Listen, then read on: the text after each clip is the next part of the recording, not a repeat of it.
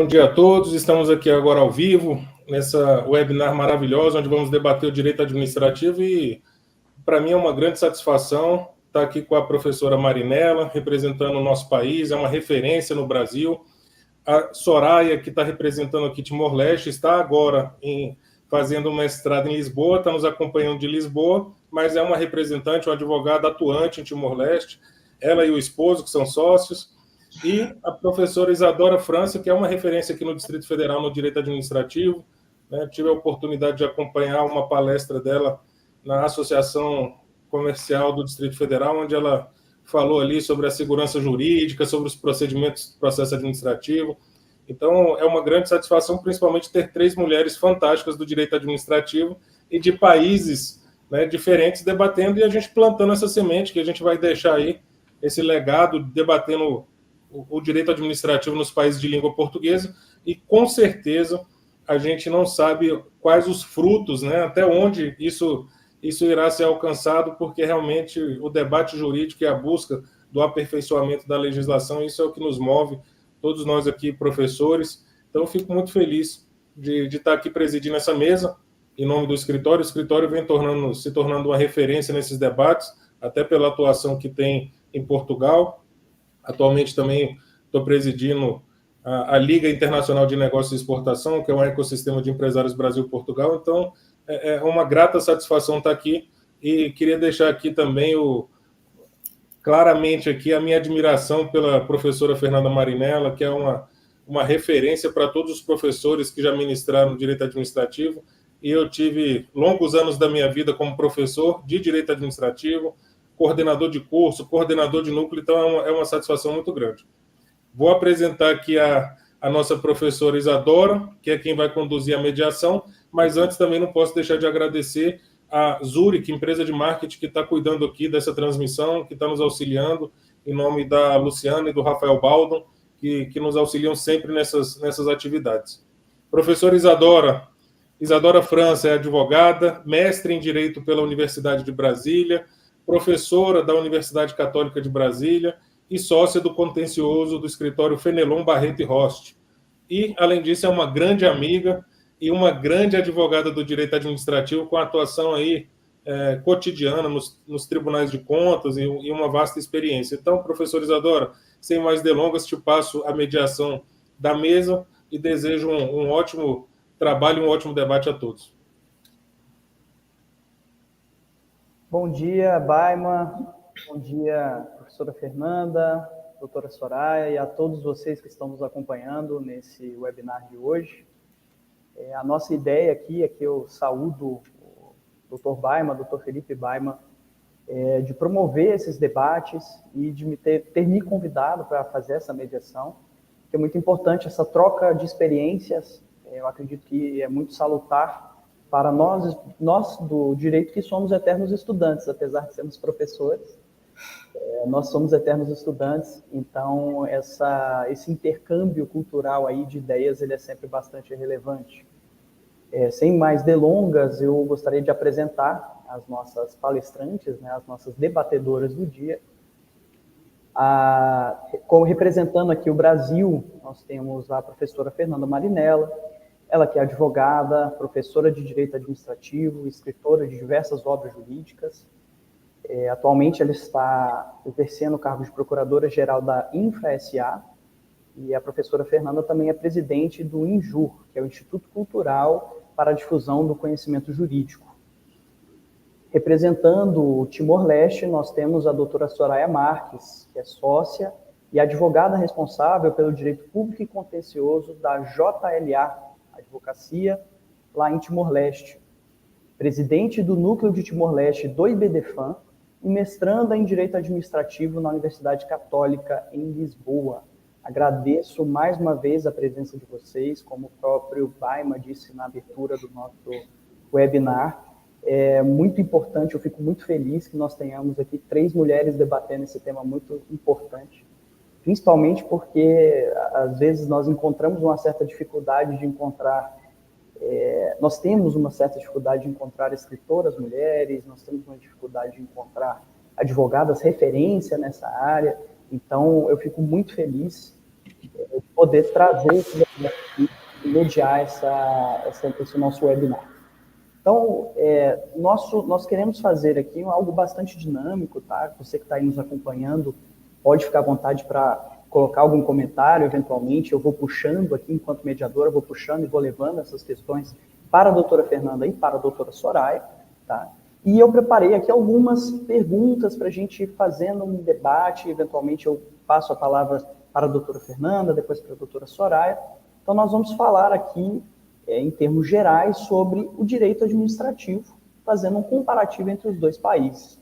Para iniciar esse webinar, eu gostaria de abrir com uma pergunta para a professora Fernanda Marinella, que, obviamente, poderá fazer a sua apresentação e cumprimentar os nossos ouvintes, mas eu gostaria de abrir fazendo uma pergunta inicial sobre os princípios gerais do direito administrativo, no seguinte sentido: eu gostaria de saber da professora Fernanda quais são os princípios gerais do direito administrativo no direito brasileiro que a professora considera os mais relevantes e como eles influenciam a atuação da administração pública aqui no Brasil.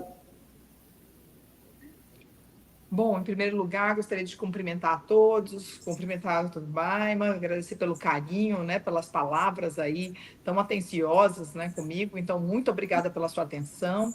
Agradecer à doutora Isadora pelo convite de fazer parte desse debate de hoje, dessa construção do conhecimento, né, para o mundo do direito comparado, que eu acho que para o direito administrativo ele é muito interessante. E um prazer, professora Soraya, estar contigo aqui nesse encontro, né, e, claro, vou aprender bastante sobre o normativo, a legislação, o ordenamento jurídico no Timor-Leste. Então, queria muito agradecer pela oportunidade e pelo aprendizado do nosso encontro de hoje. Bom, quando a gente fala, na verdade, do direito administrativo, os princípios que regem o nosso direito no sistema brasileiro, eu acho que a primeira questão que nós temos que lembrar aqui é que o direito administrativo ele não é codificado no Brasil. A falta de codificação no Brasil nos traz uma polêmica muito grande com relação à estruturação da nossa disciplina. Apesar de ser uma ciência hoje consolidada nos cursos de graduação, pós-graduação e no mercado de trabalho, nós ainda vivemos o desafio da legislação esparsa. Então, se a gente for observar, por exemplo, nós temos normativo vigente no Brasil desde 1903, dentro do direito administrativo, e a atualização dessas normas, então, acaba ficando comprometida como uma verdadeira colcha de retalhos. Nesse desenho, há uma consequência, um impacto importante no que diz respeito à jurisprudência no país. Com a falta de codificação, a nossa doutrina ela acaba sendo muito divergente e a jurisprudência exercendo um papel fundamental na pacificação, na estruturação da segurança jurídica para o nosso ordenamento jurídico. Então, acho que o ponto crucial aqui é dizer quem bate o martelo mesmo no Brasil, quem diz a última palavra são os nossos tribunais superiores. Então, aqui seja o Supremo Tribunal Federal, seja o Superior Tribunal de Justiça. Então, na verdade, o STF e o STJ são, na verdade, os grandes ditadores da segurança jurídica dentro do direito administrativo. Bom, mas quando nós falamos dos princípios que regem a nossa disciplina, acho que o nosso ponto de partida deve ser o texto constitucional. O texto constitucional traz um dispositivo importante que rege toda a administração pública, que é o artigo 37 do texto constitucional. 37 e seguintes são dispositivos que cuidam, então, do ordenamento jurídico dentro da nossa ciência do direito administrativo. A primeira construção ou discussão que acontece dentro do direito administrativo diz respeito a dois princípios que os autores chamam de pedra de toque ou de sistemas basilares do ordenamento jurídico, que é a supremacia do interesse público e o princípio da indisponibilidade desse interesse. Hoje, o princípio da supremacia do interesse público diz, então, a superioridade do interesse público em face do interesse privado. É a sobreposição do interesse da coletividade em face dos interesses individuais. No entanto, a esse princípio, hoje, ele sofre algumas críticas, né, dos doutrinadores mais modernos, a dizer o seguinte: a supremacia do interesse público não pode ser um alvará completo de absoluta liberdade para o gestor público. Não pode ser justificativa para os abusos e arbitrariedades praticados pelo gestor público. E é óbvio que não. Quando eu digo supremacia do interesse público, eu defendo ainda dizendo que o que nós estamos falando não é a sobreposição do interesse do gestor, não é a sobreposição do interesse do político, não é a sobreposição do interesse da máquina administrativa, e sim a sobreposição do interesse da coletividade em face dos interesses individuais. E entendo que, em nome da supremacia, o gestor público não pode tudo. Ele não pode o que der na cabeça dele. O gestor público precisa se comprometer a um princípio seguinte, que é o princípio da indisponibilidade, que é exatamente, ele vai se sobrepor ao interesse individual, mas ele não pode abrir mão desse interesse público. Então, sempre que o interesse público estiver presente, o gestor público não pode dispor, não pode abrir mão deste interesse. E digo, então, que é uma contrapartida, na verdade, é um freio à supremacia, que é a indisponibilidade ou a impossibilidade de expor desse interesse. Esse princípio me traz aqui duas preocupações importantes, né? A administração pública ela não pode criar entraves para o futuro, ele não pode criar obstáculos para o futuro, portanto, ele não pode abrir mão de ferramentas que amanhã farão falta dentro da atuação da administração pública. Então, ele não pode criar aí ferramentas que comprometam o futuro da administração. E nesse ponto, acho que uma reflexão importante para o país é a lei de responsabilidade fiscal. A lei de responsabilidade fiscal vem exatamente, e aqui, professora Soraya, é interessante que a lei de responsabilidade fiscal no nosso país foi uma virada de chave. É a lei complementar 101 de 2000 e a lei complementar 101 diz: o gestor de hoje não pode gastar os recursos que comprometam a continuidade da gestão pública, a continuidade da prestação dos serviços públicos. Então, dentro desse princípio da indisponibilidade, acho que uma ferramenta importante que nós temos hoje é a lei de responsabilidade fiscal. Bom, e ainda, continuando o nosso desenho principiológico, nós vamos observar a questão dos princípios mínimos da administração pública que estão no caput do artigo 37 da Constituição Federal, que é o princípio da legalidade, princípio da impessoalidade, moralidade, publicidade e eficiência, que são aqueles princípios basilares que nós chamamos de princípios mínimos do direito administrativo. Então, se a gente pensar em legalidade, o gestor público só pode fazer o que a lei autoriza, só pode fazer o que a lei determina, só pode fazer o que está previsto na lei. Legalidade para o direito administrativo é diferente da legalidade privada, em que nós não podemos contrariar a lei. Para o gestor público, nós estamos falando de um critério de subordinação. Ele só pode fazer o que está previsto. Na sequência, vem o princípio da impessoalidade, que diz: ele não pode criar discriminações, benéficas ou detrimentosas. Nem privilégios, nem perseguições são toleráveis. Simpatias pessoais e políticas não podem interferir no direito administrativo ou na atuação da atividade administrativa. Aqui nós temos a presença da ausência de pessoalidade. O gestor público tem que agir com ausência de subjetividade. Ele não pode buscar interesses pessoais. O princípio da moralidade traz uma correção de atitudes, boa administração, honestidade. Publicidade significa o povo é o titular do poder e, portanto, ele precisa ficar sabendo o que está sendo feito com os seus interesses, o que está sendo feito com os seus direitos. E, por último, o princípio da eficiência, que traz, então, o dever aí de agir com a melhor administração possível, que foi introduzido em 2019 no Brasil, mas ainda é um pouco utópico, porque não saiu do papel com todas as suas ferramentas como imaginadas lá em 2019.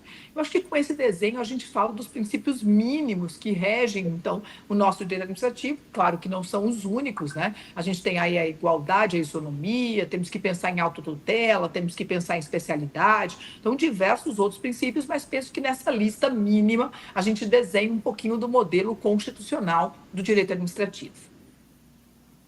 Perfeito, professora Fernanda, muito obrigada pela explicação sempre brilhante e nesse momento inicial acho que foi bastante esclarecedor nós fazermos esse desenho do direito administrativo brasileiro.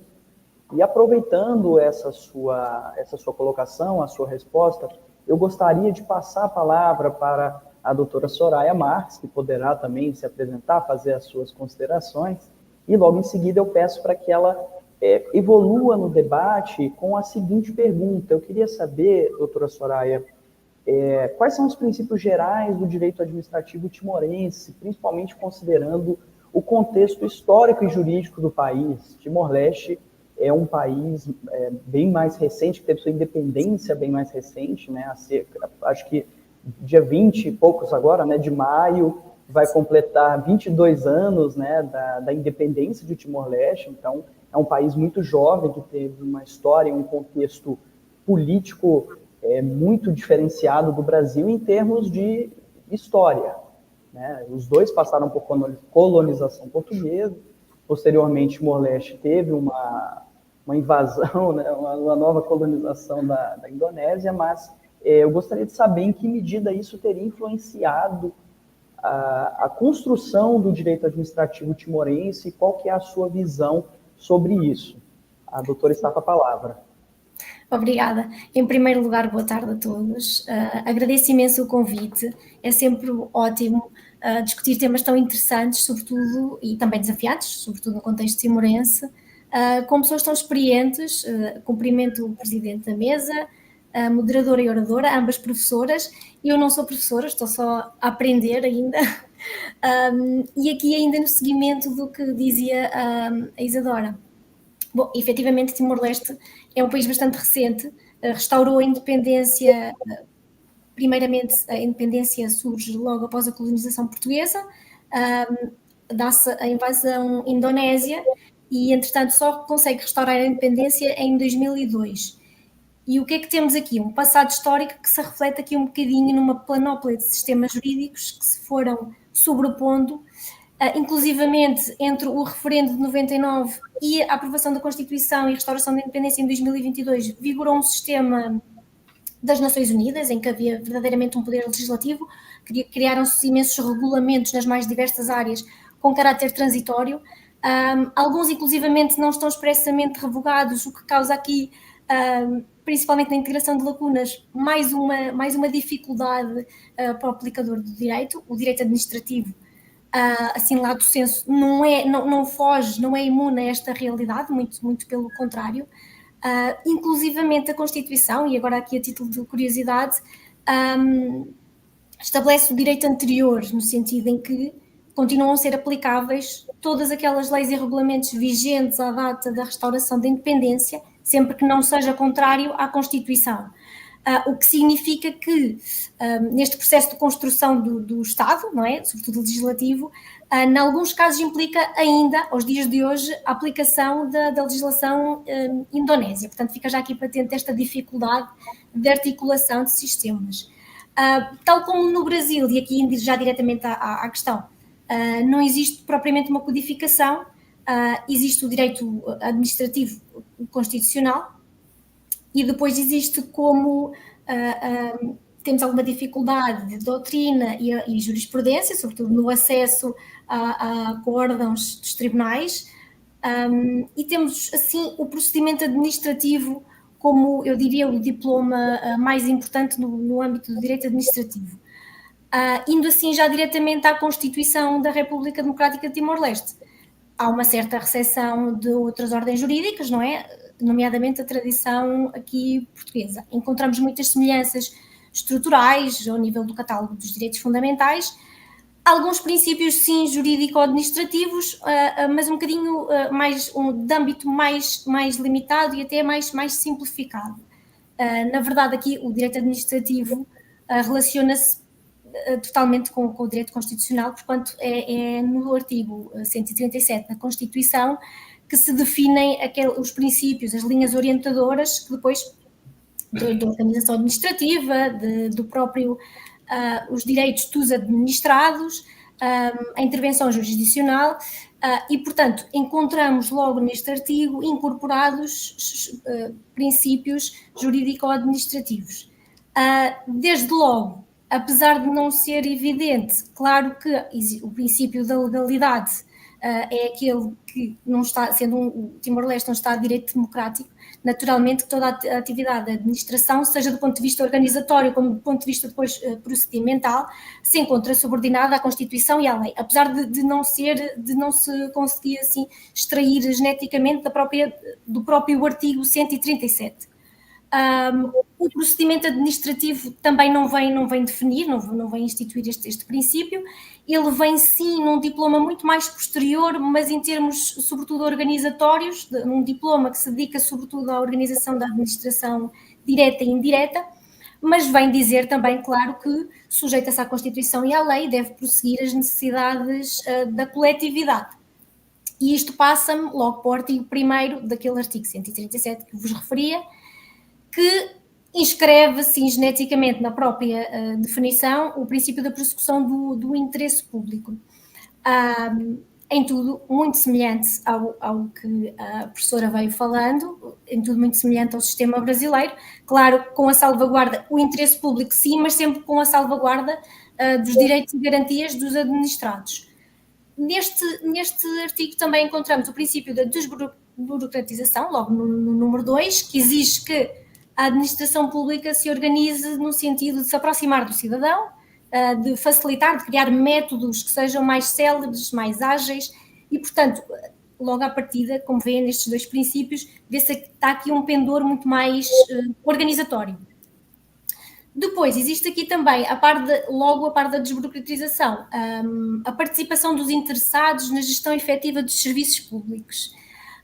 Bom, o que é que isto significa exatamente? Este é um artigo, um número que parece muito simples, mas que gera aqui alguma controvérsia. Não que haja nada, não existe nada escrito sobre ele, mas eu acho bastante interessante, porque aqui eu vejo a aproximação dos serviços à população num pendor muito mais organizatório, em que podemos falar até de desconcentração, de descentralização, que é também uma área complexa, mas o que me parece é que este artigo deve ser lido em conjugação com outras normas, não é? Como num pendor mais de participação democrática, permitir a participação dos cidadãos nas decisões.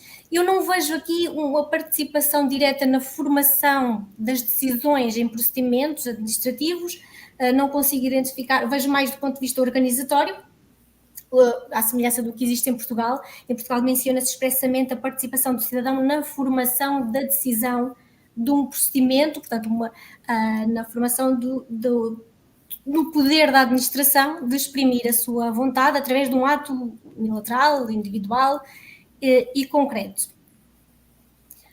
Aqui eu vejo mais um princípio de democracia participativa, que teria mais sentido até no âmbito, por exemplo, de consultas públicas e não de um procedimento em particular. O número 3, no fundo, depois vem-nos definir que cabe ao legislador ordinário os direitos, estabelecer os direitos e as garantias dos administrados, e depois temos aqui, logo em 2008, o diploma que, no fundo, estabelece a procedimentalização. O procedimento administrativo acaba por ser, assim, um grande diploma no âmbito da administração pública, porque vem efetivamente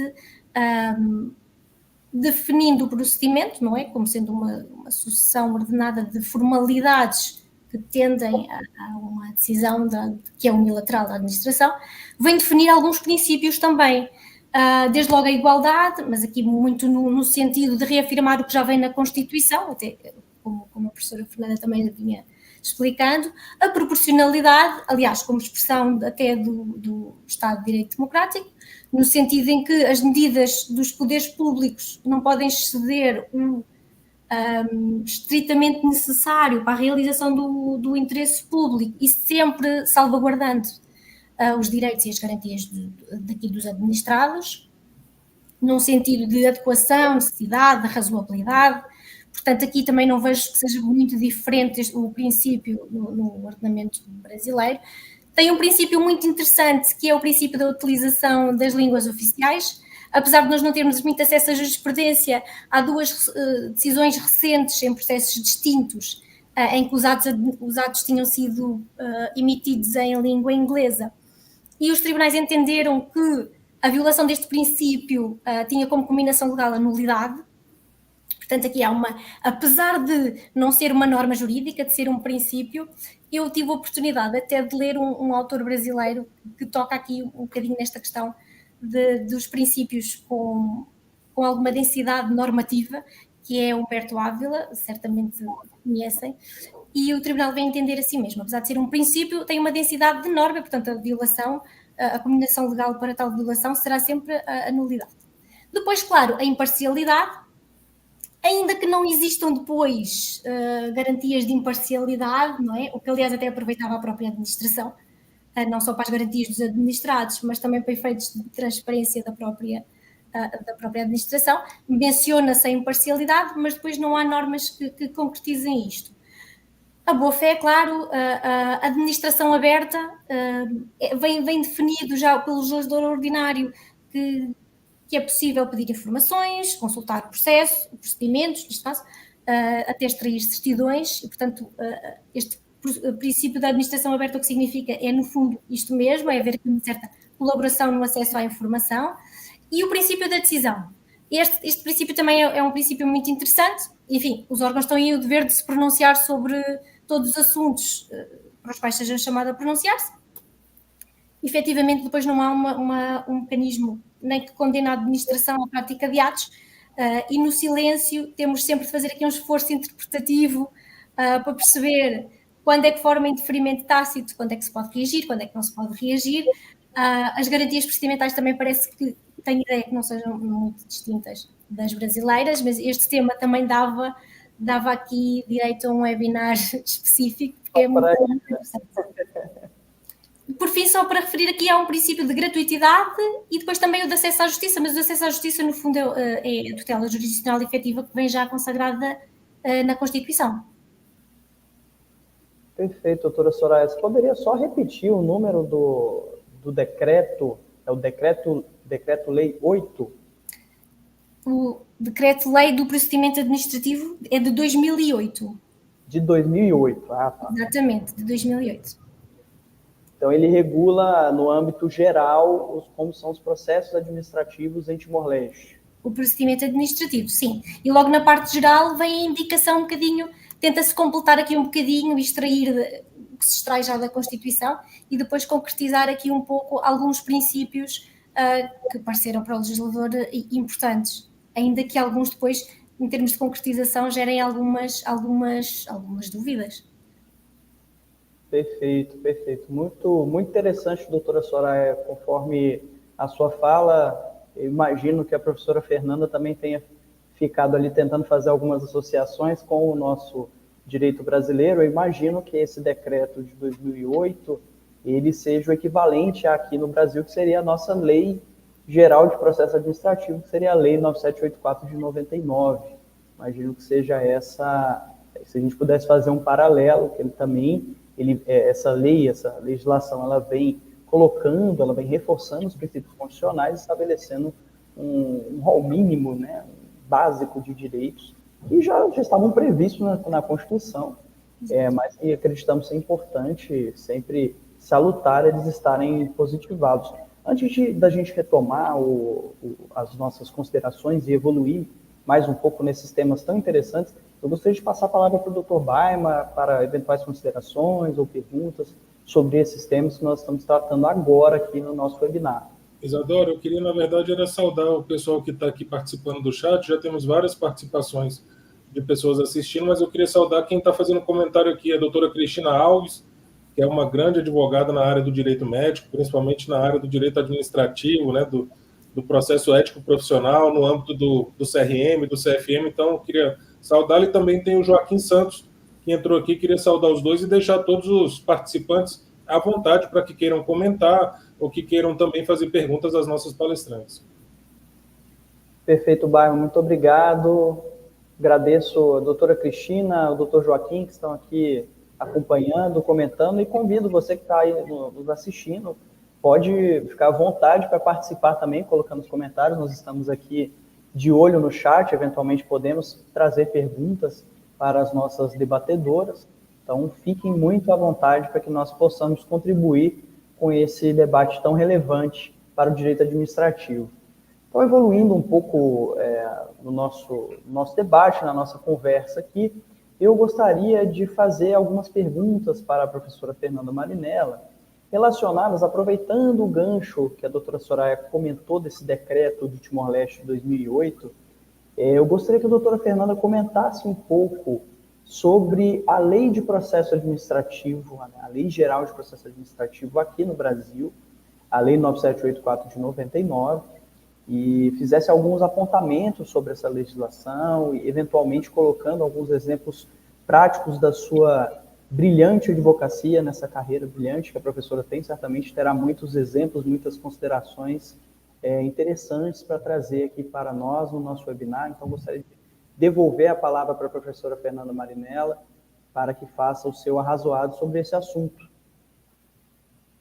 Bom, e aí agradecer mais uma vez, Adora, a professora Soraya, porque tem algumas questões que ela colocou que já me trouxeram aqui reflexões, né? Antes da gente entrar efetivamente na lei de processo, eu queria só lhe contar, professora Soraya, que apesar da gente não ter legislação extravagante ou talvez extraordinária, externa, por exemplo, vigente no Brasil, como é o seu caso, né? Da legislação anterior, na verdade, à independência, a gente tem uma questão no Brasil que são os marcos constitucionais.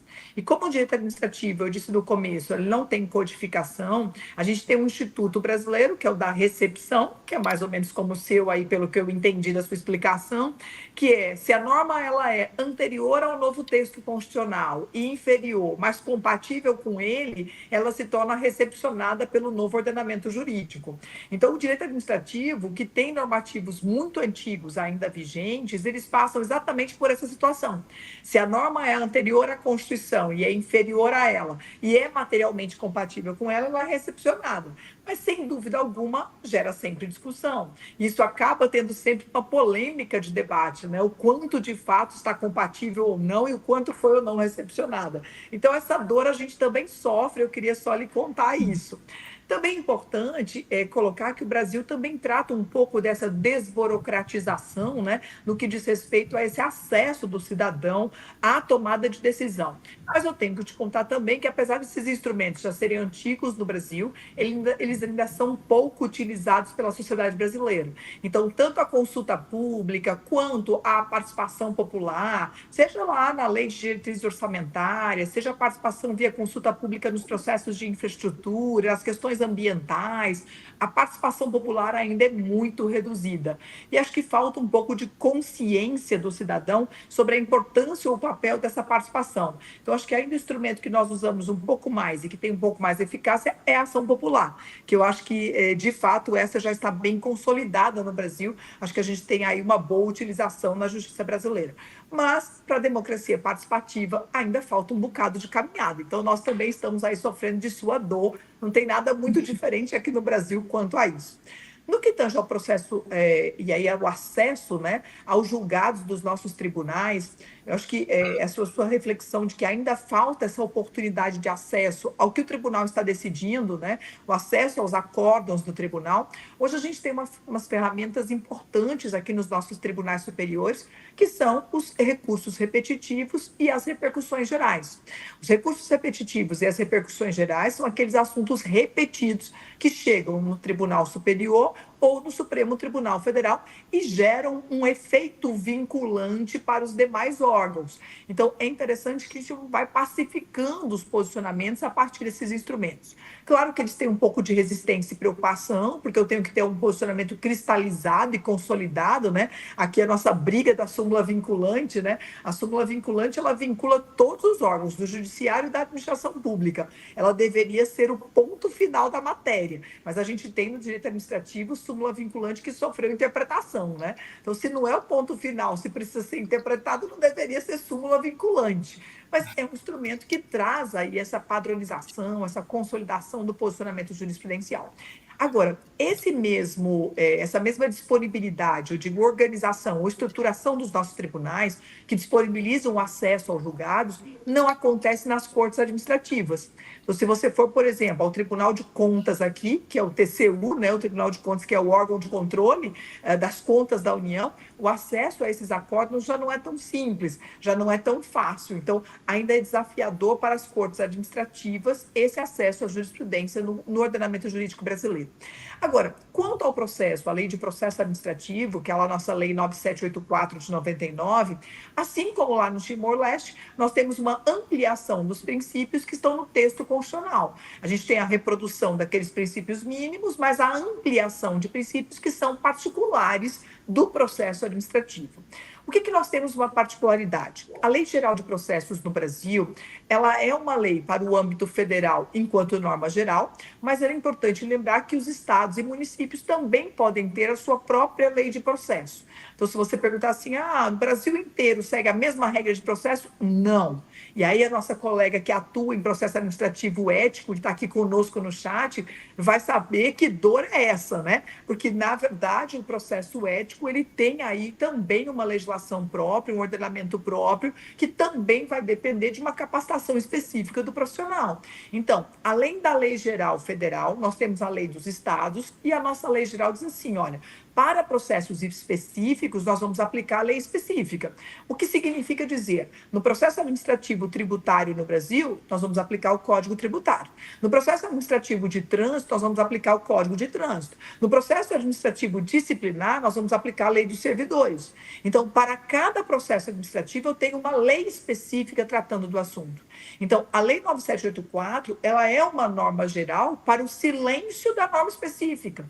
Então, se a lei específica não diz nada, é que eu vou para a norma geral. Então, ela traz muito, é uma lei enxuta, ela traz os princípios e as diretrizes maiores do processo, acho que é uma lei muito rica para a nossa aplicação, mas ela não é uma padronização para todos os processos, porque cada um vai ter sua lei específica. Então, se a gente vai hoje, por exemplo, pensar nas contratações públicas no Brasil, nós temos a lei nova de licitações e contratos, que traz um processo administrativo próprio. E eu não vou aplicar, então, a 9784 se eu tiver a lei específica. Então, apesar da importância da Lei Geral de Processos, a gente sabe que para o profissional, para o operador no direito administrativo, ele vai precisar se capacitar na lei específica de cada processo administrativo para poder atuar de forma eficiente no exercício da advocacia. E também é importante perceber que aqui no Brasil nós temos os órgãos de controle administrativo, que é o CNJ e o CNMP. Eu não sei se no Timor-Leste tem isso. O CNJ, doutora Soraya, é o Conselho Nacional de Justiça, que exercita o controle administrativo de todos os órgãos do judiciário. Então, o CNJ é o Conselho Nacional de Justiça, que exercita controle administrativo nos órgãos do Poder Judiciário. E o CNMP, o Conselho Nacional do Ministério Público, ele é um órgão de controle administrativo em todo o Ministério Público brasileiro. E o que eu quero registrar é que tanto no CNJ quanto no CNMP, nós temos processos administrativos próprios, com regulamentações específicas para atuação dentro desses órgãos. Então, a verdade é que é desafiador você trabalhar com processo administrativo em normas diversas de acordo com cada órgão. Então, lá nas agências reguladoras nós temos um normativo, nos conselhos nacionais nós temos outro normativo e assim por diante. Então, infelizmente, nós não temos uma padronização geral. Mas acho que hoje o processo administrativo no Brasil tem um modelo muito rico, que é um modelo constitucional que traz o devido processo legal como base e mais o contraditório e a ampla defesa. Então, eu não posso pensar no Brasil hoje um processo administrativo que não atenda o contraditório e a ampla defesa.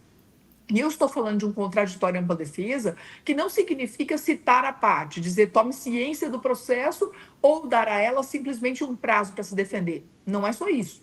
O devido processo legal com contraditório e ampla defesa significa eu tenho que ter a efetiva garantia de defesa, o que significa a garantia de acesso ao processo, a garantia de produção de provas de forma lícita, tendo provas efetivamente avaliadas, consideradas pelo julgador. Nós temos que pensar num contraditório e ampla defesa com direito à defesa técnica por um profissional do direito, não obrigatória, mas que ela seja viabilizada, que ela seja observada. E nós temos que lembrar do direito ao recurso. Independentemente de previsão específica, a parte tem que ter direito de levar essa discussão a uma nova autoridade. E interessante observar que esse direito de recurso independe da capacidade financeira da parte. Hoje nós temos súmula vinculante no Brasil que diz, olha, independentemente do depósito ou de qualquer arrolamento de bens, a parte tem direito de recorrer. Então, é uma garantia de defesa ampla, com várias exigências que devem ser observadas para todos os processos administrativos. Então, hoje, o modelo do processo brasileiro é um modelo muito rico. Acho que nós evoluímos muito de 88 para cá, de 1988 para cá, que é a nossa Constituição Federal. Acho que nós temos aí uma lei que não é absoluta, mas que é uma lei de uma diretriz importante para o ordenamento brasileiro, e que acho que muito rica em termos de efetivação. Hoje está mais fácil fazer processo do que alguns anos atrás. Então, acho que esse é o desenho. Tem uma questão interessante que eu queria colocar, viu, professora Marinella? Que até você fez menção aqui a esse processo específico de cada órgão, e a doutora Cristina Alves, que está aqui, atua no âmbito do CRM. Isso é tão importante, essa segurança jurídica e o contraditório, que há um tempo atrás, no CRM, no âmbito do CRM, quando a parte não se manifestava, era nomeado um dativo que era um médico. Olha que loucura. Hoje, eles já tomaram consciência dessa importância e hoje existe um grupo de advogados que atuam como advogados dativos desses órgãos, porque entendem que não há como o médico fazer a defesa eficiente vamos dizer assim, de uma pessoa que está sendo representada no âmbito do conselho e que, de fato, precisa do conhecimento jurídico. Olha só o tamanho da importância que isso vem se alastrando dentro dos órgãos. Mas eu queria saudar aqui também a professor Cenoura, um querido professor de Direito Penal, colocou aqui, ó, Marinela foi minha professora na LFG, que legal vê-la novamente, evento maravilhoso. O professor Cenoura é um querido. Está aqui também a doutora Maria Luísa Lima Paz, uma grande advogada no âmbito do direito trabalhista empresarial. Janaína Moura, minha querida e amada esposa e terapeuta. E Madalena Boavida. Sejam bem-vindos, viu, pessoal? Acho que ela é de Timor-Leste, viu, Soraya? Está falando aqui, ó, boa noite de Timor-Leste. Maria Arminda. Então, sejam bem-vindos. Se quiserem fazer comentários, estamos aqui antenados aqui no chat também. Fica à vontade, Isadora. Vamos seguir. Saúdo também a todos que entraram no evento, que estão nos acompanhando em Portugal, no Brasil, em Timor-Leste, onde quer que estejam, né, qualquer lugar do globo, acompanhando esse debate maravilhoso. Aproveitando as falas da professora Marinela, eu gostaria de ouvir um pouquinho da doutora Soraya, como que funciona, como que é a estrutura jurídica do país em termos de organização de tribunais, se há tribunais específicos, se há tribunais administrativos específicos, pelo que eu verifiquei, há uma certa descentralização, são vários municípios, né? Mas eu queria saber como que funciona, porque aqui, como a professora Fernanda bem colocou, nós temos uma lei geral, que é uma lei federal, e cada estado, cada município, eventualmente, pode colocar uma legislação específica de processo administrativo, sem prejuízo também para cada matéria, né, como o Dr. Baima colocou aqui, cada matéria específica, cada órgão também tem essa prerrogativa para fazer algum elemento normativo nesse sentido. Então, eu gostaria de ouvir um pouquinho a doutora Soraya, como que funciona lá no direito timorense em relação a essa estrutura jurídica. Sim, em Timor, claro que o Brasil tem outra dimensão em termos de tamanho, não é? Logo, sobretudo, Timor-Leste tem pouco mais de 1 milhão de habitantes, não é? Tem pouco mais de 15 mil quilómetros quadrados de extensão territorial, tem 13 distritos, não é? Portanto, a legislação mesmo no âmbito do procedimento administrativo, e ainda com relação àquilo que a professora dizia anteriormente, é bastante mais simples. Temos este regime de procedimento administrativo geral e começam a surgir procedimentos especiais, no âmbito de licenciamentos, sobretudo. Mas ainda estamos num processo de construção, não tem de longe a mesma complexidade.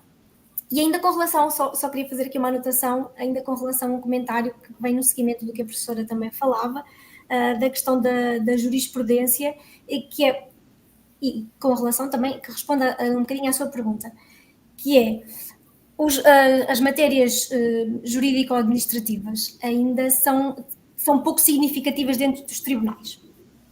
Há pouquíssimos casos, e isto resulta até de relatórios estatais, de relatórios, o último até para a reforma legislativa, em que é muito pouco significativo. E talvez é por isso que e como o Dr. Baima falava ainda antes de entrarmos no ar, que é pouco falado. O direito administrativo, no geral, tanto o procedimento como o processo, sobretudo, é pouco falado. É pouco sexy no direito em Timor. Existe, sim, uma organização judiciária, existem tribunais judiciais distritais e existe o Tribunal de Recurso como instância ainda máxima até haver condições para concretizar o Supremo.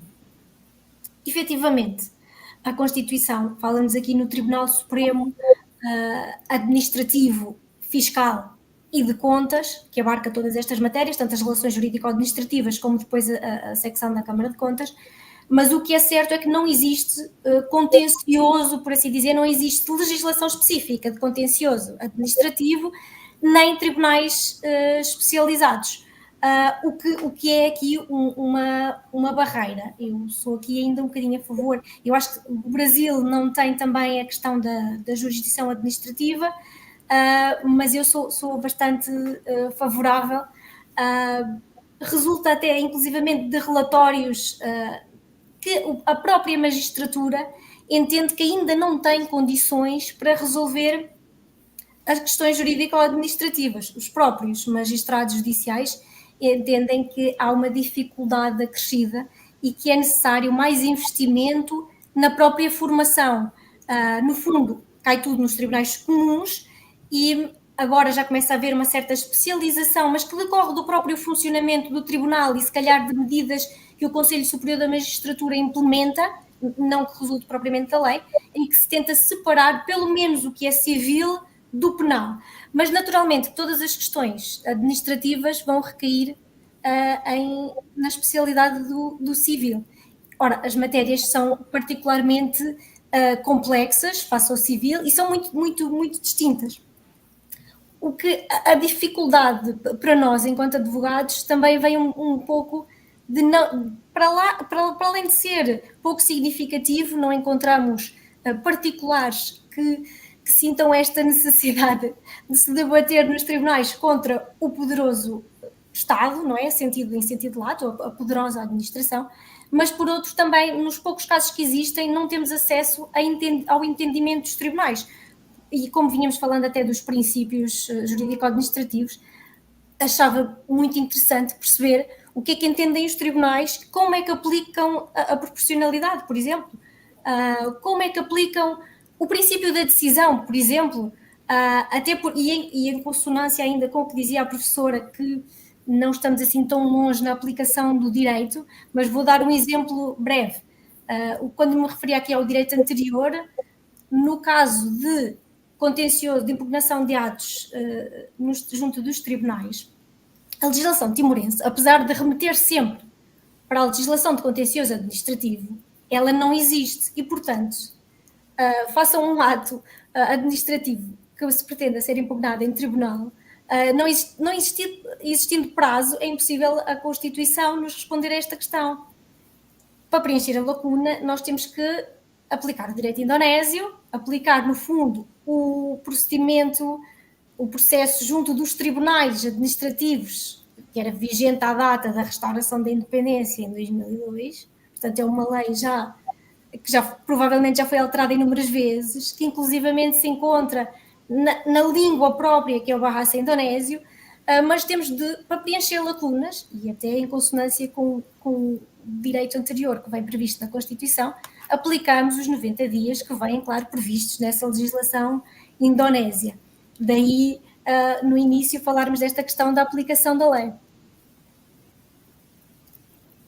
É bem interessante isso, doutora Soraya, até porque, como a doutora bem comentou, existem 2 idiomas oficiais, né? O português e o tetum. Tetum, né? Exatamente. Pois é, então aí o advogado sofre, porque ele ainda tem que buscar direito indonésio em outra língua, caramba. Além da complexidade da língua, porque, enfim, apesar de o tetum é a língua efetivamente mais falada, mas a legislação também encontra-se toda em língua portuguesa, que também é uma língua complexa. A língua também muitas vezes surge ainda como um entrave à aplicação e à interpretação do direito. Portanto, ainda estamos numa fase de construção. Nesse sentido, né? Isadora, você sabe que eu tenho uma coisa interessante, que foi uma fala que eu vi você falando numa palestra e que a Soraya falou também aqui hoje, antes de entrar no ar, que ela entende que o direito administrativo de Timor-Leste é muito autoritário. E você falou a mesma coisa do direito administrativo brasileiro. Olha que interessante. Doutor Baima, me recordo dessa palestra, mencionava à época a necessidade de uma superação do direito administrativo, desse ideal autoritário do direito administrativo, como a professora Fernanda bem colocou no início de sua fala, relacionada com a impossibilidade de que o interesse público ele seja um interesse pessoal do gestor, ou um interesse do político. Então, é uma superação desse viés, desse direito administrativo ultrapassado, autoritário, como a doutora Soraya bem colocou, a dificuldade de você litigar contra o grande e poderoso Estado. E é nesse ponto que nós, administrativistas, temos que atuar para permitir justamente ferramentas que façam com que esse eventual embate ele seja justo e ele esteja amparado pelos princípios constitucionais. Imagina a dificuldade de fazer esse tipo de análise, de interpretação de lacunas. É um trabalho bastante árduo, mas é por isso que debates como esse são tão salutares, né? Que nós podemos identificar questões próximas dos nossos países e aprendermos uns com os outros.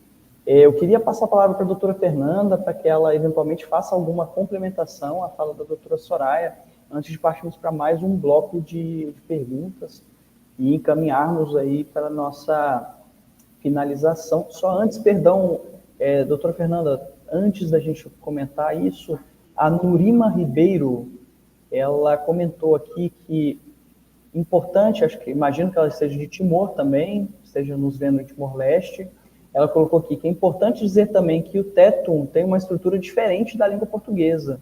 O Tetum é uma língua mais metafórica e pouco direta. Pois é, imagina fazer essa interpretação de análise, né? Ainda com isso, nossa, realmente vocês têm um trabalho bastante árduo de interpretação jurídica aí. Começa com a língua, certo? Porque toda a legislação é produzida efetivamente em língua portuguesa. Mas também o próprio Tetum, lá está, como a Nurima está a dizer, não teria essa capacidade. E, portanto, a legislação tem mesmo de estar em português, na língua portuguesa. O problema, no fundo, depois é interpretar, é o agente que vai interpretar a lei, tanto a administração, em procedimentos, qualquer tipo de procedimento, mas estou a pensar nas compras públicas, por exemplo, em procedimentos pré-contratuais, ou, enfim, a aplicação da lei e interpretação no geral, não é? E eu queria só colocar, doutora Soraya, Isadora, também aqui, essa questão da língua tem algumas reflexões, né? A gente no Brasil, só no português, já tem dificuldade de interpretar. Nós temos um episódio até em que a emenda constitucional 19, ela trouxe exatamente uma discussão de inconstitucionalidade que durou 14 anos no Supremo Tribunal Federal, que dizia exatamente de uma aprovação da redação final. Havia um dispositivo que tinha sido rejeitado por uma das casas legislativas e que no final passou a ser inserido, ele foi inserido no texto da redação final e se tornou então regra aplicável no Brasil e que depois foram verificar que a redação não era bem aquela. Então assim, que há uma questão de vocabulário. E a lei de licitações e contratos, a 14.133, passou pelo mesmo problema. Ela foi aprovada pelo Senado Federal em 10 de dezembro de 2020 e só conseguiu ser publicada em abril de 21 por conta da redação, por um problema da redação final do texto. Haviam 2 dispositivos polêmicos e que o Senado não se resolvia qual era a palavra certa que eles iam colocar na redação final. Então, assim, a gente tem problemas dentro do português. Imagine a questão de 2 línguas. Então, a própria interpretação, a tradução, né, a regra, a língua original para a tradução para o português já deve ter diversas traduções. E essas traduções já devem gerar por si só polêmica, né? Então, eu imagino que deve dar muita dor de cabeça. Mas sobre essa questão do autoritarismo, eu queria só colocar, Isadora, esse direito administrativo autoritário, ele tem hoje dois marcos assim, de reflexão, que é, primeiro, a lei das estatais. A lei 3.303 traz uma tentativa de modernizar esse direito administrativo para as empresas estatais, considerando que as empresas estatais vão ter que concorrer com a iniciativa privada e, portanto, vão precisar ter mais flexibilidade. Mas, ao mesmo tempo que a lei flexibiliza, o órgão de controle vem e tem aquela visão retrógrada, né? Aquela visão autoritária velha que não é compatível com essa modernização. Opa, voltou. A professora está sem áudio.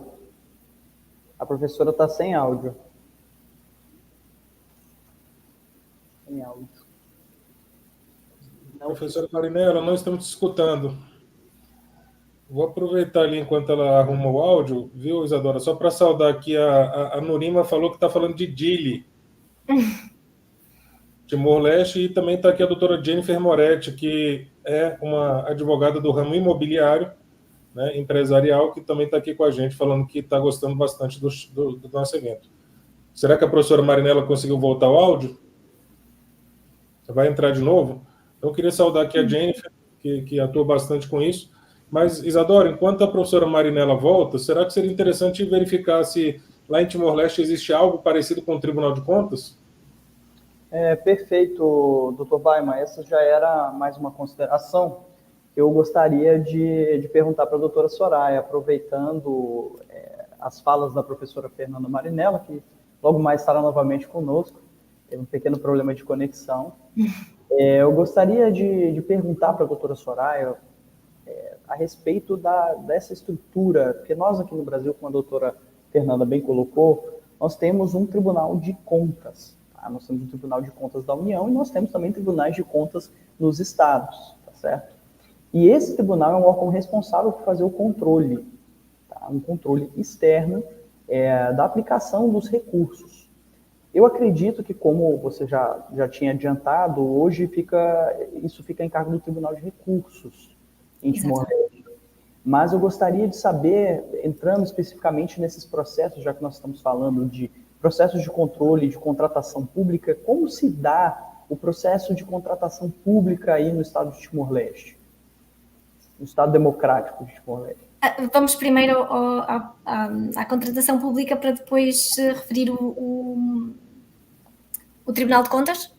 Perfeito, como achar melhor. Bem, eu penso que no Brasil se chama, a professora falou em processos licitatórios, em Timor, em bom rigor, chama-se aprovisionamento, portanto é o procedimento de contratação pública, o procedimento pré-contratual, que vêm regulados num diploma muito recente, que faz a junção de alguns diplomas que existiam já desde 2005, que tratavam do regime do aprovisionamento e dos contratos públicos, e no fundo vem regular aprovisionamento, contratos públicos e as respectivas infrações. Este seria também um tema para tratar num webinar particular, porque é interessantíssimo. Estabelece também princípios, já que estamos aqui a falar de princípios de direito administrativo, vem desde logo estabelecer princípios da contratação pública em particular, que são importantíssimos no âmbito de procedimentos que se querem concorrenciais, portanto, desde logo o princípio da legalidade, só os procedimentos que existem na lei é que podem ser utilizados pela administração, a concorrência, a transparência, a boa-fé, a promoção da economia nacional, que é um princípio muito interessante para se privilegiar aqui, de certa forma, a compra nacional, mas também a estabilidade e a segurança, a transparência, e que impõe até que os procedimentos se mantenham inalterados até ao ato de adjudicação e mesmo depois da celebração dos contratos também que qualquer ajustamento seja somente funcional. Portanto, existem uma série, na legislação, existem uma série de procedimentos concorrenciais, exceto, claro, o ajuste direto só em caso de estrita necessidade, com vista à formação depois de um contrato que seja para fornecimento de bens ou para empreitadas de obras públicas ou mesmo serviços. Neste mesmo diploma vem também estabelecida não só a celebração do contrato, mas toda a parte da execução e aqui as respectivas infrações. Eu penso que no início a professora falava de uma lei de responsabilidade fiscal, não existe propriamente uma lei de responsabilidade fiscal, existe este regime de infrações consoante as ilegalidades que vão sendo cometidas, por exemplo, no âmbito de procedimentos pré-contratuais. A gestão, e já aqui com relação depois a fazer a ponte com o Tribunal de Contas, ou com a Câmara de Contas, como se chama, é que cabe a este tribunal, no fundo, verificar, fiscalizar a legalidade da despesa, não é? Também aqui o julgamento das contas públicas, a execução do orçamento, ele é assim um tribunal. Eu aqui há uns dias fazia uma apresentação sobre o Tribunal de Contas em Portugal e dizia que era um tribunal estranho, porque realmente abarca aqui muitas competências e nomeadamente a jurisdicional. Eu não sei se no Brasil, eu li alguns textos a propósito do tema, sobre a competência não ser, ou a doutrina entender, afastar de certa forma a competência jurisdicional, isto em contraposição com a administrativa. Este é um tema também muito interessante, em Portugal também se discute bastante qual é que é a natureza destas decisões, porque o que é certo é que a Câmara de Contas tem assento no fundo constitucional, não é? Vem prevista como categoria de tribunal, a categoria do tribunal no fundo é o Tribunal Supremo Administrativo, Fiscal e de Contas, e cabe, e os tribunais administrativos de primeira instância, mas cabe, no fundo, a este Tribunal Superior, tanto o julgamento em segunda instância de questões administrativas, como depois uma secção especial só para este fim. Coube depois ao legislador ordinário, não é? Estabelecer aqui os regimes jurídicos para controlo precisamente das despesas públicas. E há aqui uns regimes particularmente interessantes, portanto, a fiscalização pode ser feita no âmbito da contratação pública, pode ser feita de forma prévia e concomitante ou sucessiva sendo a posteriori, a prévia sendo após o procedimento pré-contratual ter terminado. Eu penso que o Brasil tem um sistema semelhante, não sei, depois pedi à professora para clarificar, penso que se distingue um bocadinho este regime prévio. Ele geralmente não é um regime muito usual, até mesmo nos países da Europa continental. Afastamos-nos aqui um bocadinho dele, porque realmente suscita muitas questões. E há pouco falávamos tanto de recursos e de direito ao contraditório, e a questão, efetivamente, é o Tribunal de Contas, quando fiscaliza previamente um contrato, vai-se, apesar de não interferir na validade do mesmo, não se pronunciar sobre a validade do mesmo, quando recusa o visto, significa que o contrato é ineficaz e, portanto, nunca vai poder produzir efeitos. E este regime prévio é interessante, suscita várias questões que podem ser debatidas doutrinalmente, porque efetivamente não há um procedimento ou não há um processo. Portanto, nós nem sabemos aqui qual é que é efetivamente a natureza deste ato de natureza prévia do tribunal, que é um ato final, único, unilateral, e, portanto, todos os interessados não se podem minimamente manifestar contra ele. No limite, estaria aqui em causa até a democracia participativa, que falávamos no início do webinar, ou até mesmo a tutela jurisdicional efetiva. É um tribunal de todo muito, muito interessante. Apesar destas competências todas, a verdade é que, recusado o visto, o contrato nunca vai poder produzir efeitos. E é interessante perceber também, apesar disso não se ter suscitado ainda em Timor, e eu não saber quando, como é que dentro do mesmo tribunal se pode depois articular, no caso de se pronunciar sobre recusar um visto, imaginemos, com fundamento na validade do contrato. Se algum contrainteressado intentar uma ação no mesmo tribunal, mas noutra secção, não é? Como é que se articulam estas competências? Porque, no fundo, vamos ter um tribunal a dizer é válido, mas a Câmara de Contas a dizer não é válido e também não vai ser eficaz. São tudo questões muito interessantes.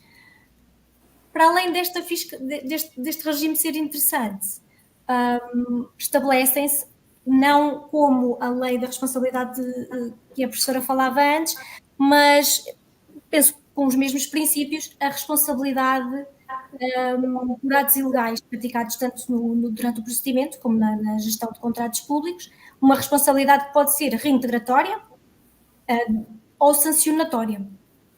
Eu acho que estes processos de responsabilidade resultam sempre de auditorias do Tribunal de Contas no âmbito de fiscalização concomitante ou sucessiva durante a execução do contrato ou mesmo já após o contrato. É garantido, claro, o direito ao contraditório dentro destes processos, que podem depois evoluir para processos de efetivação da responsabilidade e aí já decorrem até, inclusivamente, sobre as normas do processo civil, com garantias de contraditório, recurso. Portanto, independentemente destas querelas que podem surgir dos regimes, estes sistemas de controlo, claro, são importantes para garantir a legalidade e a regularidade dos dinheiros públicos, no fundo, não é? Tem um papel fundamental até, acho que, no sistema democrático, esta função garantística, que pode até, esta exigência de controle de gestão do dinheiro público, do dinheiro do povo, por assim dizer, vai-se confundindo até, de certa forma, com princípios do Estado de Direito Democrático, não é? Assume um papel fundamental, esta Câmara de Contas, para apurar responsabilidades, para se conhecer as contas públicas e no fundo, para impor consequências a práticas ilegais usando dinheiros públicos. Perfeito, doutora Soraya. Só para que a gente possa evoluir um pouquinho, antes de eu passar a palavra para a doutora Fernanda, quais seriam essas sanções previstas? Quais são os tipos de sanção que são previstas nesses casos aí de eventuais desvios ou, enfim, da não execução completa de uma obra ou de uma contratação pública? Quais são os ilícitos decorrentes dessa violação a essas prerrogativas, a essas questões relacionadas com licitação, né, que nós aqui chamamos de licitação, e a intimou, pelo que entendi, são aprovisionamento e contrato. Exato.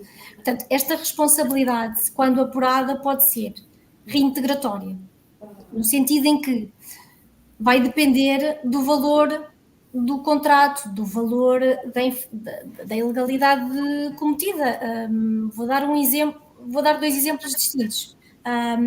Se um adiantamento feito no âmbito de um contrato, um adiantamento feito pelo ente público ao contraente privado, é sujeito a contraprestação, por exemplo, uma garantia, uma caução, se não for efetuado, assume-se que o prejuízo para o erário público é precisamente o valor daquele adiantamento. Vamos supor que é €500 mil, portanto, o valor a reintegrar é sempre aquele valor. Claro que depois aqui assume particularmente ou especialmente importância perceber efetivamente qual é que é o prejuízo ao erário público mediante o cometimento de certa ilegalidade. Eu acho que esse depois passa a ser o ponto fulcral também para a questão sancionatória, porque a questão sancionatória já se prende um bocadinho mais, de certa forma, com requisitos muito próximos da responsabilidade civil até. Deve-se demonstrar que existe culpa e muitas vezes, e a Câmara de Contas aqui até pode confundir os dois termos, desempenhar um cargo público não significa automaticamente, em todos os casos, que existe esta culpa. Vai dependendo muito do caso concreto, da execução do contrato, das circunstâncias fácticas e da própria norma violada. Eu penso que no Brasil o sistema deve ser bastante diferente a propósito desta lei de responsabilidade. Perfeito, doutora Soraya. Deixa eu só agradecer a presença do advogado Alexandre Pontieri, que atua aí de forma cotidiana nos processos do CNJ. Então, eu queria agradecer a presença dele também. Ele está colocando aqui, parabéns pelos ricos debates. Bem-vindo, Pontieri. Bem-vindo, meu caro. Espero que vocês estejam gostando aí do nosso debate. E para a gente ir se encaminhando para o final, eu gostaria de passar novamente a palavra para a doutora Fernanda, para que ela comentasse a última fala da doutora Soraya, especificamente sobre a questão da atuação dos tribunais de contas no Brasil. A doutora Soraya, pelo que eu entendi, ela queria saber um pouco mais também como funcionaria eventuais sanções em decorrência da violação à lei de responsabilidade fiscal e como se dá o processo licitatório aqui no Brasil, como que funciona, como que funcionam essas questões aqui no nosso país. Professora Fernanda Marinella. Bom, espero que agora vocês consigam me escutar. Bom, eu queria, só para terminar aquela minha fala anterior, né, do direito administrativo autoritário, que a gente falava lá no nosso último diálogo, que a minha internet caiu aqui, era a questão de duas reflexões, né? Um direito administrativo autoritário é fato, mas a gente tem alguns desafios para mudar essa realidade. E eu falava sobre a lei das estatais, a necessidade, né, das empresas públicas, do estado de economia mista, concorrerem com a iniciativa privada, a necessidade de flexibilização. E como colocar isso no equilíbrio, né, com os órgãos de controle. Que os órgãos de controle têm bastante dificuldade, porque tem a visão autoritária, porque tem a visão clássica para realizar essa flexibilização. E o segundo ponto diz respeito ao consensualismo, né? O Brasil hoje, professora, tem a possibilidade de fazer composição, conciliação e até arbitragem nas questões administrativas, né? Mas, ao mesmo tempo, há aquela falta de limite objetivo ou de parâmetro objetivo para dizer, vou fazer um acordo, ele é vantajoso e o órgão de controle não vai me puxar as orelhas depois. E nós não temos uma segurança para esse consensualismo no Brasil ainda, dentro do direito administrativo, frente aos órgãos de controle.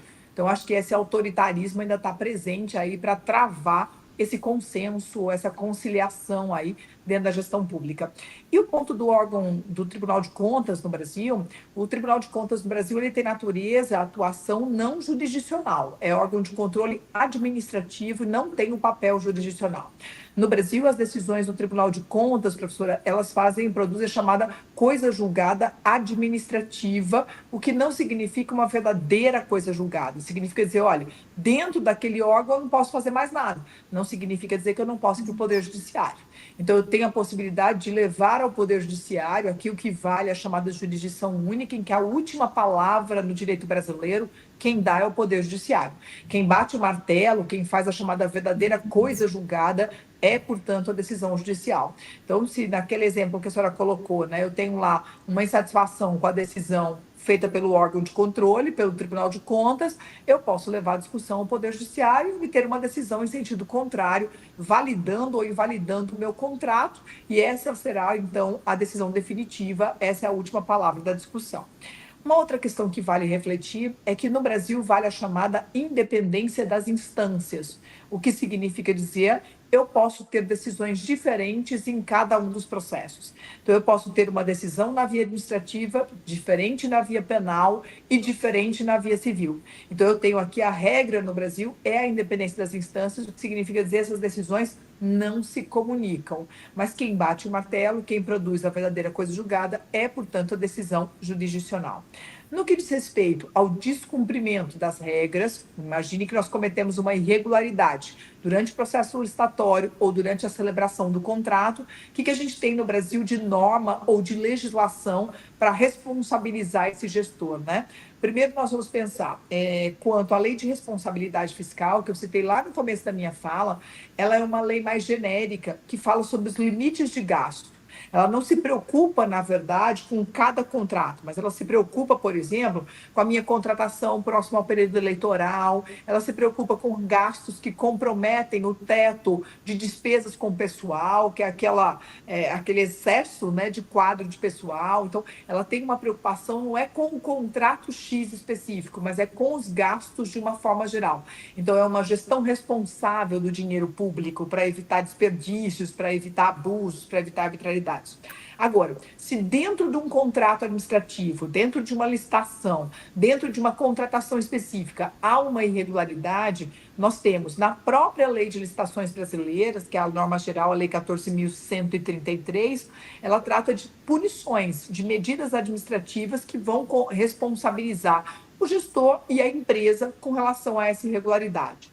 Para além das medidas dentro da lei de licitações, nós temos no Brasil ainda a lei de improbidade administrativa, que traz exatamente condutas de improbidade dentro do processo licitatório, dentro da contratação pública, e aqui as punições são mais rigorosas, as sanções são mais rigorosas, e nós temos hoje no Brasil, que foi criado em 2021, um conjunto de crimes, portanto lei penal, que vão punir também as irregularidades praticadas dentro dessas contratações. Então eu diria que a gente tem aí pelo menos 4 instrumentos importantes para esse controle, né? A lei de responsabilidade fiscal, a própria lei de licitações, que tem medidas administrativas como multa, advertência, suspensão de contratar, declaração de inidoneidade da empresa, e nós temos o capítulo dos crimes na licitação hoje, que são aspectos penais, e nós temos a lei de improbidade administrativa, que também pune essa conduta improba dentro das contratações públicas. Agora, todos esses instrumentos vão levar, na verdade, tanto ao reconhecimento da ilegalidade do contrato, quanto à possibilidade de punição dos agentes públicos envolvidos, bem como a punição das empresas que se beneficiaram com algum tipo de irregularidade. Agora, quanto você colocou do controle desses atos, né? Aqui no Brasil a gente tem o controle, o Tribunal de Contas ele pode fazer o controle geral da gestão pública, da administração pública, das contas anualmente falando, como ele também pode controlar cada contrato específico. Então, o Tribunal de Contas pode chamar a informação sobre aquele contrato específico e realizar, então, a fiscalização dentro daquele contrato. Aqui é feito o controle de legalidade desse contrato durante todo o processo de contratação e também é feito o controle após, quando a celebração efetiva do contrato. Então, esse controle acontece na própria gestão, através das controladorias, acontece dentro dos órgãos jurídicos da própria administração pública, né, que é o parecer do procurador, que é a análise de validade do procurador jurídico dentro do processo licitatório, e a gente tem aqui no Brasil também a CGU. A CGU é um órgão de controle que também acompanha essas contratações públicas durante toda a sua execução, durante toda a sua elaboração. Então, falta de controle não é. O problema é que, muitas vezes, esse controle nem sempre ele é em tempo eficaz. Exato. Acho que nem sempre ele é feito com eficiência. É quando você diz assim, olha, mas se for declarado inválido, não produz efeito algum, né? E aí a gente vive no Brasil uma declaração de invalidade que acontece 5 anos depois, 4 anos depois ou anos depois. Aí a gente não pode dizer que esse contrato não produziu efeito algum, né? Afinal de contas, o serviço foi prestado, a empresa recebeu por o serviço prestado, quer dizer, algum efeito ela produziu. Mas é claro que a declaração de invalidade produz efeitos ex tunc, retroagindo desde a origem, tentando se restabelecer o status quo, né? Mas nem sempre isso é possível. Então, acho que esse é um panorama geral aí. Eu acho que vale, na verdade, umas 3 lives dessa Soraya, para a gente conseguir discutir um pouco dessas questões, né? Aí fica aí o nosso registro com relação a esse panorama. Muito bom, professora Fernanda. Eu topo, inclusive, tá? Acho que temas muito relevantes foram tratados aqui hoje. Infelizmente, o nosso tempo se esgotou. Nós vamos ter que encerrar esse nosso webinar, que foi esse primeiro webinar sobre o direito administrativo nos países de língua portuguesa. Agradeço à professora Fernanda Marinella, representando o Brasil, e agradeço também à doutora Soraya Marques, representando o Timor-Leste. A fala das doutoras foi excepcional, o pessoal, saúdo também o pessoal que nos acompanhou, que está aqui nos comentários, e gostaria de passar a palavra primeiro para a doutora Soraya, para breves considerações finais, depois para a doutora Fernanda, para fazer suas considerações finais, antes de passar a palavra para o nosso presidente da mesa, o doutor Baima, para fazer o encerramento desse nosso webinar. Doutora Soraya, por favor, a senhora está com a palavra. Foi uma live ótima, devo dizer. Aprende-se sempre imenso com o direito comparado, aliás. Claro que o direito brasileiro está muito mais desenvolvido, de certa forma, e eu acho que é sempre uma aprendizagem muito grande, porque podemos retirar coisas muito positivas que podem muito bem ser implementadas. Timor-Leste ainda está aqui num processo de construção, ainda está aqui muito, muito verde, principalmente no direito administrativo, e eu acho que é sempre muito bom discutir estes temas. Muitos deles já deram mote para novos webinars mais específicos, desde a procedimentalização, à contratação pública, ao próprio Tribunal de Contas, às infrações. Eu acho que é sempre bom discutir, partilhar, e agradeço desde já a oportunidade para poder partilhar aqui um bocadinho de Timor. Professora Fernanda. Eu queria também aproveitar a oportunidade, professora Soraya, para agradecer, né, esse encontro, né? Acho que aprendi bastante aqui, mas tenho a certeza que o nosso direito administrativo também está caminhando, também precisa de uma modernização.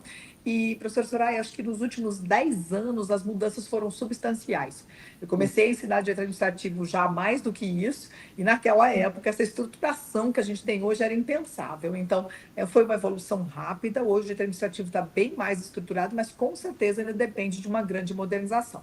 Então, eu queria agradecer a Isadora pelo esse convite, a Baima por essa oportunidade de estar aqui nesse encontro, e a todas as lições aprendidas. E aqueles que estiveram conosco, espero que a gente tenha pelo menos colocado a pulguinha atrás da orelha, né, para que a gente possa pesquisar e estudar mais. Então, obrigada pelo carinho e obrigada pela oportunidade de todos.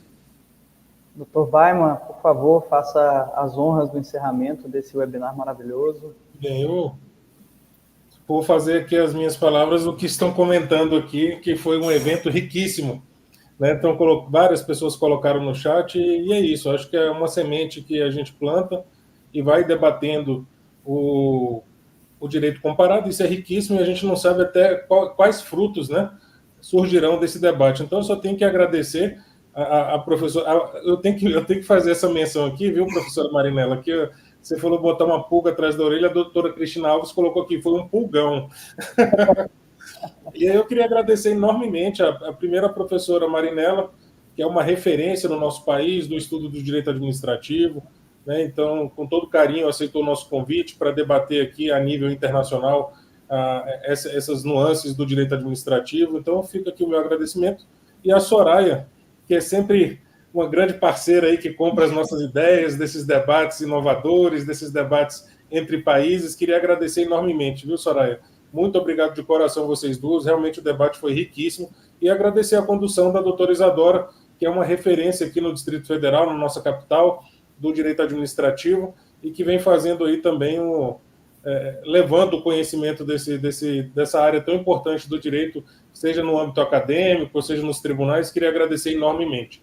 Queria agradecer a todos que estiveram aqui presentes, grandes nomes passaram por aqui pelo chat, queria agradecer o carinho de todos, queria agradecer aos brasileiros que ainda na parte da manhã estão aqui assistindo, aos portugueses que na parte da tarde estão nos assistindo, e o pessoal de Timor-Leste que também já, bem puxado o horário lá, né, Soraya? Já passa das 23 horas. Exatamente, ainda estão acordados. Que estão com toda a atenção aqui, focados. O nosso webinar vai ficar salvo para que as pessoas possam compartilhar, assistir novamente. Acho que foi um debate muito rico. E já deixando aqui a comunicação que a gente vai, eu e Isadora, vamos organizar os novos debates para os próximos países de língua portuguesa, Portugal, Angola, Moçambique, e a ideia é essa, é ver essa comparação e as nuances de cada país para que possa somar na caminhada aí profissional, na caminhada acadêmica de cada país. Meu muito obrigado a todos e declaro encerrado o nosso webinar.